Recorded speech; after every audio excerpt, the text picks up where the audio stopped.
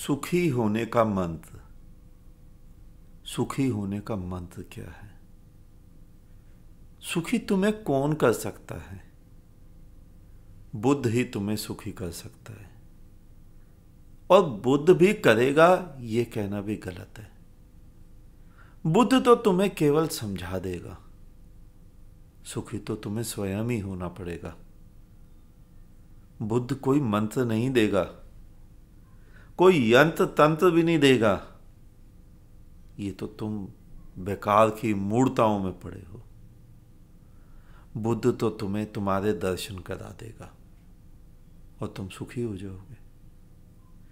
सिद्धांत वही ठीक होते हैं जिसमें सारे फार्मूलाज लगे हों तथा उससे उत्तर भी ठीक ही निकले। रामानुज के जीवन की घटना है। जब वो विदेश गए तो एक कक्षा में उन्होंने बोर्ड पर कुछ सवाल लिखे तथा हल भी किए। प्रश्न बड़े ऊंचे स्तर के थे तथा उत्तर भी ठीक थे। लेकिन जैसे ही वहां उस कक्षा में प्रोफेसर आया तो उसने देखा कि प्रश्न उत्तर तो ठीक हैं, लेकिन कोई सिद्धांत, कोई फॉर्मूला, कोई विश्लेषण, कुछ भी नहीं लिखा है। उसने रामानुज को फटकार लगाई और कक्षा से बाहर भेज दिया। रामानुज अपने उसी मित्र के पास गए जहां वे ठहरे थे।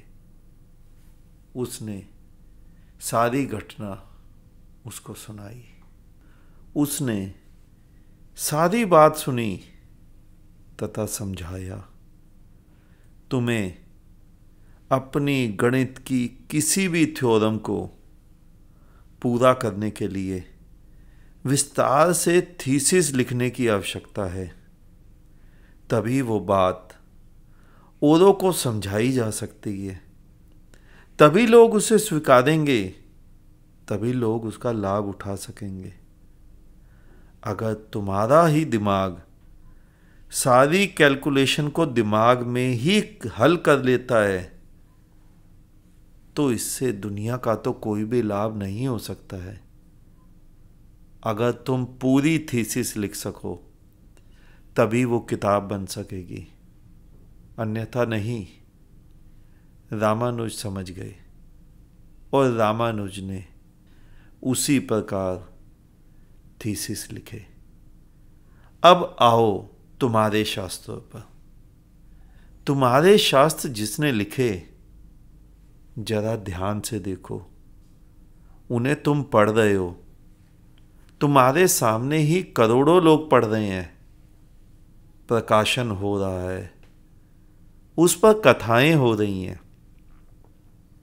धर्म चर्चाएं हो रही हैं, गोष्ठियां हो रही हैं, लेकिन कोई पहुंचा हुआ दिखाई नहीं देता। कभी सोचा तुमने क्यों? दो कारण है। या तो शास्त्र ही सही नहीं लिखे गए, या तुम्हें पढ़ना ही नहीं आया।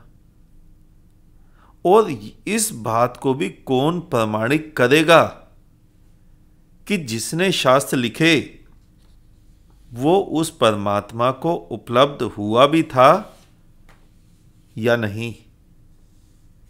क्योंकि आज भी जो व्यक्ति शास्त्रों की विवेचना कर रहा है, तुम्हें शास्त्रों को समझा रहा है या अपने अपने पंथ को नए शास्त्र बनाकर महिमा मंडित कर रहा है, वो भी तो परमात्मा को, बुद्धत्व को उपलब्ध दिखाई नहीं देता। तो कैसे मान सकते हैं कि जिन्होंने हजारों वर्ष पहले शास्त्र रचे वो परमात्मा को उपलब्ध हो चुके? नहीं। मैं इसलिए ही तुम्हें बार बार समझाता हूं कि शास्त्रों से तुम उस तक नहीं पहुंच सकते हो। कोई जिंदा बुद्ध ही तुम्हें उसके दर्शन करा सकता है। और बुद्धत्व तक पहुंचाएगा कौन? केवल वही व्यक्ति जो पुरानी सारी धारणाएं छोड़ चुका है। बुद्ध को समझेगा कौन? केवल वही व्यक्ति जो सारी धारणाएं गिरा चुका है। बुद्ध को पहचानेगा कौन?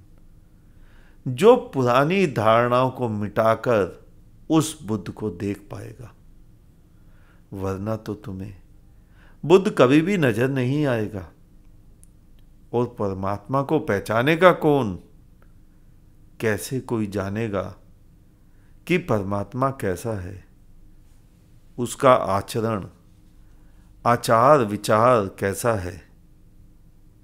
अच्छा, तुम ये बताओ, क्या तुम अपनी पत्नी को पूरा पूरा जान सकते हो कि वो कैसी है, उसके मन में क्या चल रहा है, वो किस समय किसके साथ किस तरीके का व्यवहार करने की सोच रही होगी?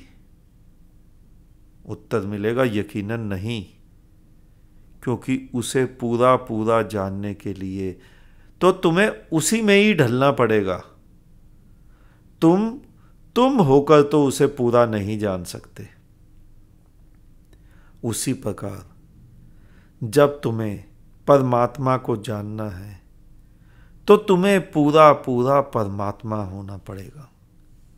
बिना परमात्मा हुए तुम परमात्मा को कभी भी नहीं जान पाओगे। अब प्रश्न आता है कि परमात्मा कैसे हो?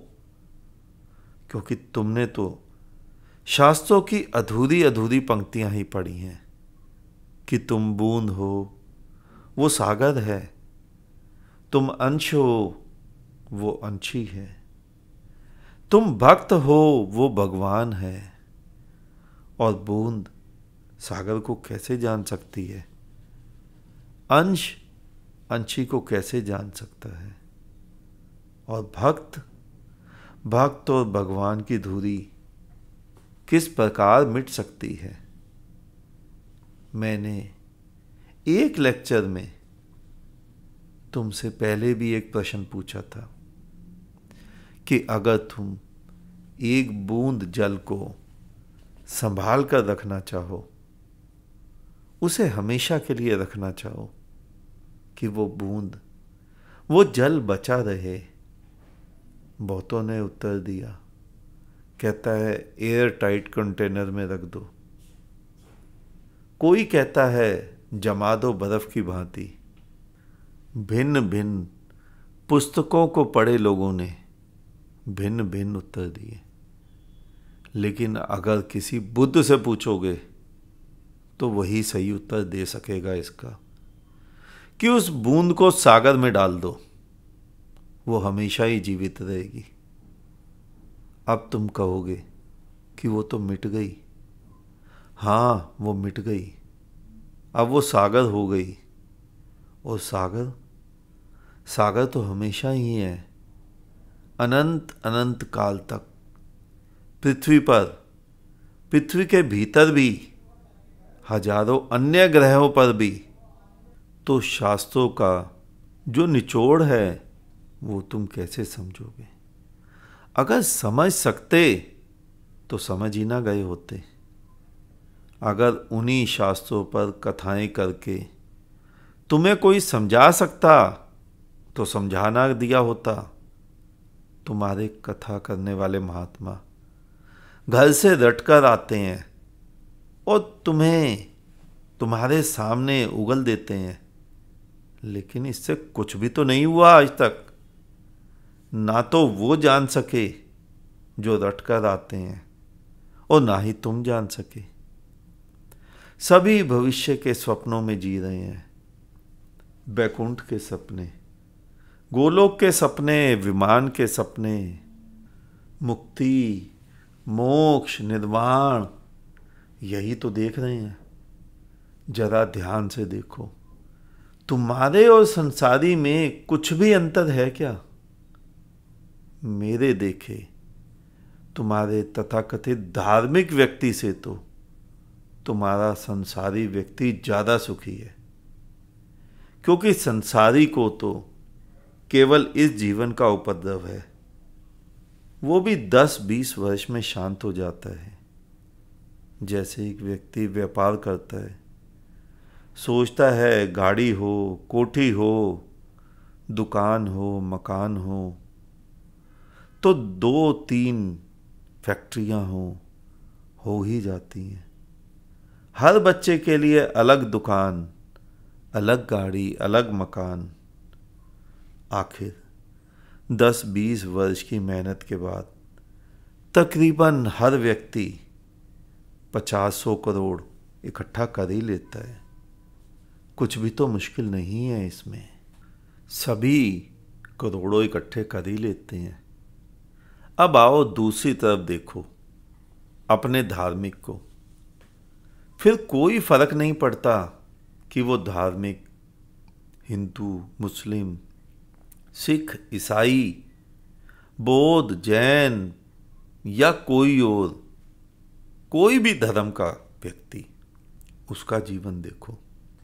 उसे यहाँ की गाड़ी, कोठी, रुपया, पैसा, यहाँ सभी कुछ तो चाहिए, और उसे यहाँ के साथ साथ वहाँ की गाड़ी, कोठी, रुपया, पैसा, स्वर्ग, बैकुंठ, वो भी तो चाहिए।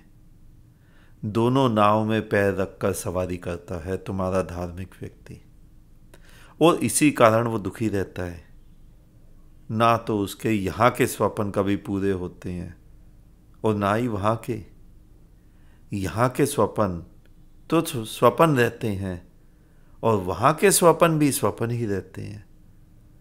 और बड़े मज़े की बात है कि जितनी मौत नज़दीक आती जाती है, उतना उसका उपद्रव बढ़ता जाता है।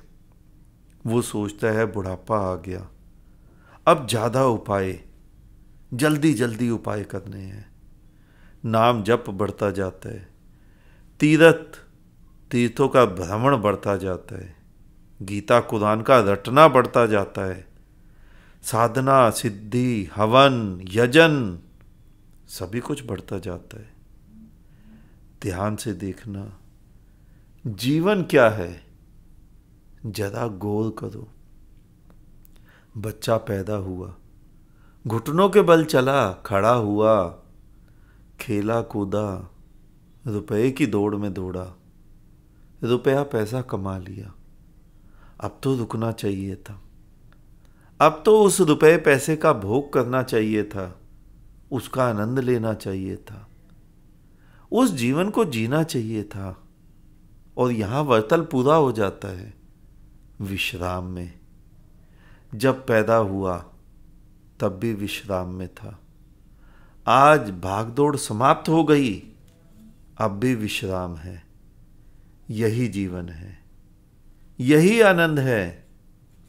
लेकिन अब अपने धार्मिक का जीवन देखो। जितनी उम्र बढ़ती जाती है, उतना ही उपद्रव बढ़ता जाता है, और उसी उपद्रव के चलते चलते ही मौत आ जाती है।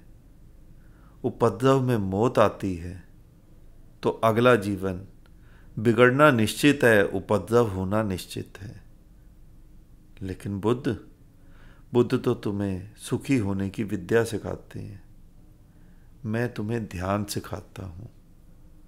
ध्यान वो वाला ध्यान नहीं जो तुम रीढ़ सीधी करके आंखों के बीच में भ्रुकुटी में देखने का प्रयत्न करते हो, या कहो भेंगे होने का प्रयत्न करते हो।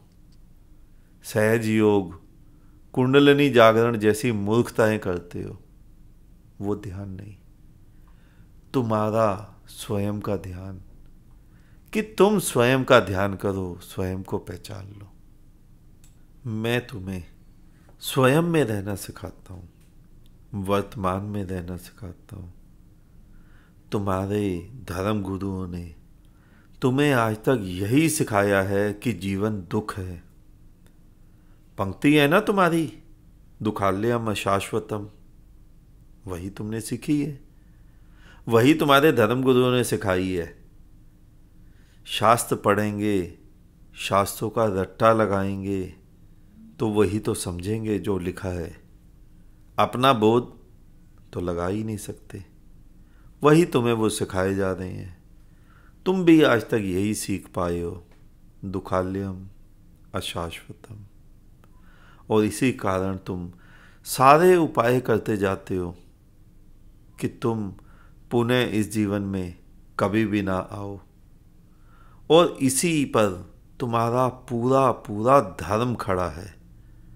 याद करो, यही तुम्हारे धर्म का एक स्तंभ है, दुखाल्यम अशाश्वतम।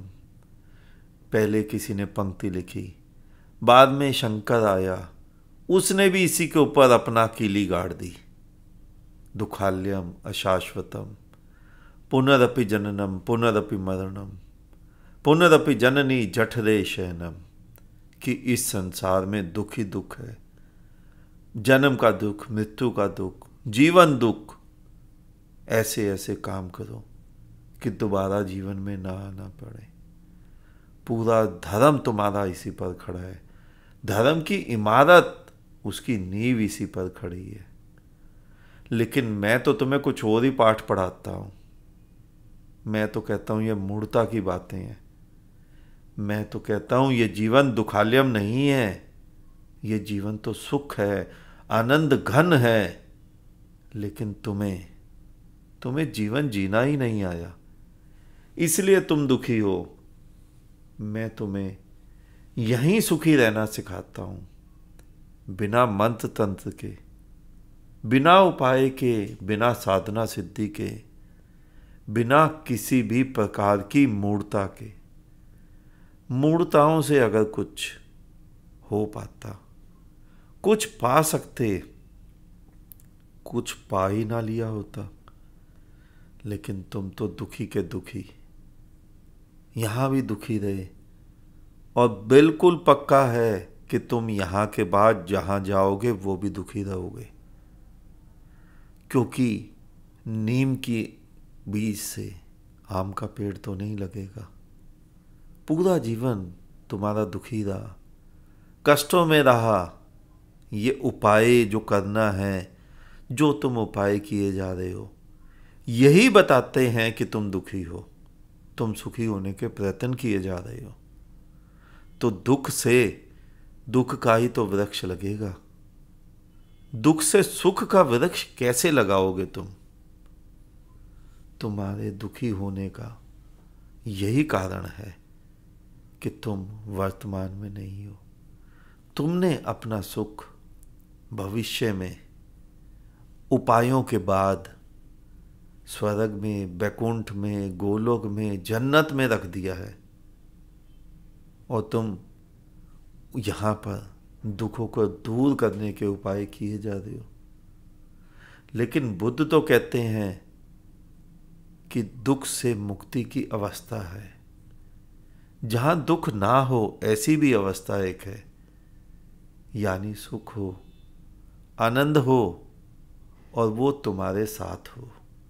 जो सुख तुम्हें मंदिर, मस्जिद, गिरजे, गुरुद्वारे में प्रतीत होता है, वो है नहीं, वो कल्पित है। क्योंकि अगर वो सुख वाक्य में ही सुख होता तो मंदिर, मस्जिद से बाहर निकलते ही गायब क्यों हो जाता? अगर गायब नहीं हुआ तो फिर पुनः सुखी होने क्यों जाते हो मंदिर, मस्जिद? तुम बार बार मंदिर, मस्जिद जाते हो। इसका तात्पर्य ही ये है कि वो सुख तुम्हारा बाहर निकलते ही तिरोहित हो जाता है। मैं तुम्हें उसी शाश्वत सुख का मार्ग दिखाता हूं, ताकि तुम इस सुख की, इस आनंद की अवस्था को प्राप्त कर सको। आनंद तुम्हें मिलेगा, यह सिद्धांत भी गलत है।